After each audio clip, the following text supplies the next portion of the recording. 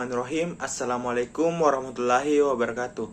Perkenalkan, nama saya Muhammad Al-Hakim dari kelas PTA 02 dengan NIM 220205502027. Di sini saya akan menjelaskan atau memaparkan materi tentang pemrograman hardware.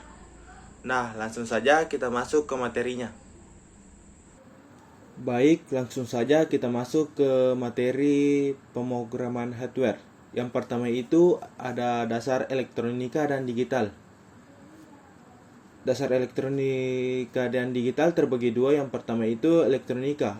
Elektronika dasar meliputi pemahaman komponen seperti resistor, kapasitor, dioda, transistor, dan IC. Komponen ini penting karena komponen-komponen tersebut digunakan dalam rangkaian untuk memproses sinyal listrik. Yang kedua itu elektronika digital, mengacu pada penggunaan sinyal digital berbasis logika biner 0 dan 1 dan gerbang logika AND, OR, NOT, AND, NOR, XOR. Pengetahuan ini digunakan untuk membangun rangkaian yang dapat memahami sinyal digital seperti komputer atau microcontroller. Yang kedua itu bahasa pemrograman embedded. Bahasa pemrograman embedded itu terbagi tiga. Yang pertama C dan C++.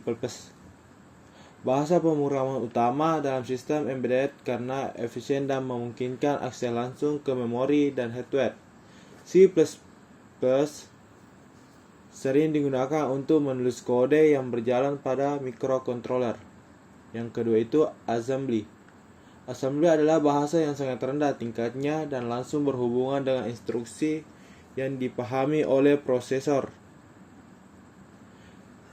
Ini memberikan kontrol maksimal atas hardware, namun sulit dibaca dan dipelajari dibanding bahasa tingkat tinggi. Yang ketiga itu Python. Python sering digunakan pada platform seperti Raspberry Pi. Python lebih mudah dipelajari, tetapi biasa tidak secepat C++ dalam mengakses hardware. Adapun yang ketiga itu microcontroller. Begitu pula dengan microcontroller terbagi tiga. Yang pertama Arduino. Platform microcontroller open source yang sangat populer untuk proyek-proyek elektronik. Pemrogramannya sederhana dan menggunakan bahasa C++. Yang kedua itu STM32 PIC AVR. Microcontroller ini sering digunakan dalam aplikasi industri. STM32 menggunakan arsitektur ARM Cortex-M, sedangkan PIC dan AVR sering digunakan di proyek-proyek hobi dan aplikasi skala kecil. Yang ketiga itu pemrograman microcontroller, menulis pemrograman untuk mengontrol hardware eksternal seperti sensor, aktuator, LED, motor, dan lain-lain. Selanjutnya itu sistem embedded. Sistem embedded adalah sistem komputer yang dirancang untuk melakukan satu atau beberapa fungsi khusus, biasa dalam bentuk hardware dan software yang saling terkait. Contoh umum termasuk microcontroller dalam perangkat rumah tangga atau sistem kontrol kendaraan.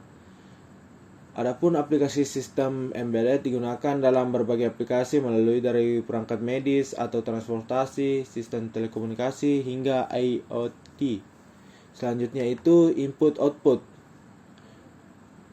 Input-output terbagi tiga. Yang pertama sensor, perangkat yang dapat mendeteksi perubahan fisik seperti suhu, cahaya, gerak, atau tekanan, lalu mengubahnya menjadi sinyal listrik yang dapat diproses oleh microcontroller.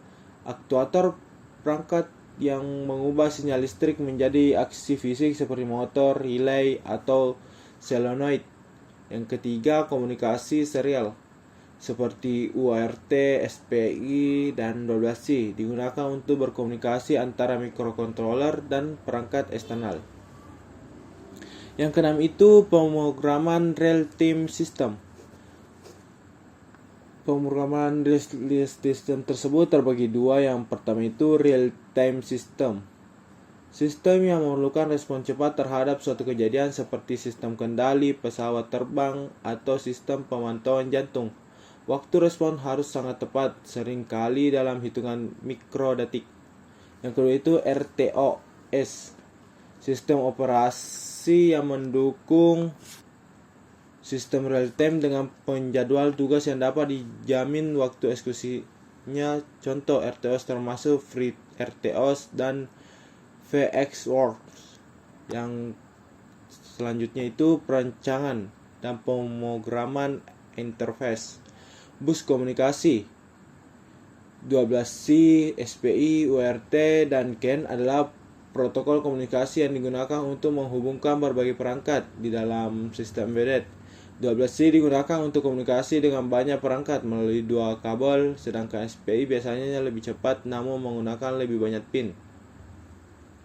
Interface dengan perangkat eksternal melibatkan pengodean untuk membuat perangkat berkomunikasi dengan baik, seperti mengatur register, mengontrol aliran data, dan menghubungkan mikrokontroler dengan sensor dan aktuator. Yang kedelapan itu, atau yang terakhir, Internet of Things atau EIT. IoT, konsep yang menghubungkan perangkat keras ke internet, memungkinkan perangkat untuk bertukar data dan berinteraksi dengan perangkat lain. Hal ini dilakukan dengan menggunakan sensor, mikrokontroler, dan modul komunikasi seperti Wi-Fi atau Bluetooth. Yang kedua itu contoh aplikasi IoT: smart home device, lampu pintar, thermostat, wearable device, dan smart city, pengolahan lalu lintas maupun lingkungan. Baik, sekian dari penjelasan saya. Lebih dan kurangnya mohon dimaafkan. Wassalamualaikum warahmatullahi wabarakatuh.